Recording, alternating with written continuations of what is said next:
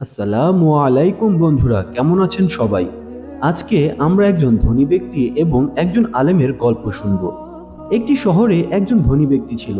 সে প্রচুর ধন সম্পদের মালিক ছিল, সব সময় গান বাজনা আমোদ হুল্লোড় করে মেতে থাকতো। কিন্তু তার মনে কোনো শান্তি ছিল না। সে ভাবতো অর্থই সকল সুখের মূল। কিন্তু এত অর্থ থাকার পরেও তার মনে শান্তি নেই কেন? একদিন তার সাথে একজন বিজ্ঞ আলেমের দেখা হলো। আলেমকে ধনী ব্যক্তিটি সবকিছু খুলে বলল। আমি অনেক ধনী ব্যক্তি, আমার অর্থ সম্পদের কোনো অভাব নেই, প্রচুর অর্থ ব্যয়ও করি, কিন্তু কোথাও শান্তি পাই না। আলেম তাকে জিজ্ঞেস করলেন, আপনি কি মুসলিম? সে উত্তরে বলল, না, আমি মুসলিম নই।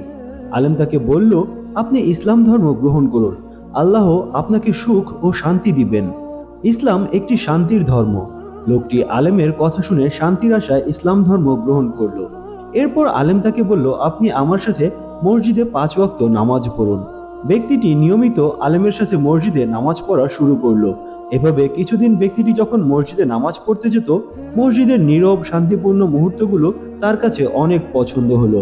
আল্লাহর রহমতে তার জীবনে সুখ ও শান্তি বয়ে আসলো। ধনী ব্যক্তিটি আল্লাহর উপর অনেক শুকরিয়া আদায় করলেন। গল্প থেকে আমরা শিক্ষা পাই, অর্থ ও সম্পদে সুখ নেই যদি আল্লাহ ওই ব্যক্তিকে রিজিকে সুখ ও শান্তি না রাখেন। অর্থ থেকে কি লাভ যদি আপনি রোগাক্রান্ত হন?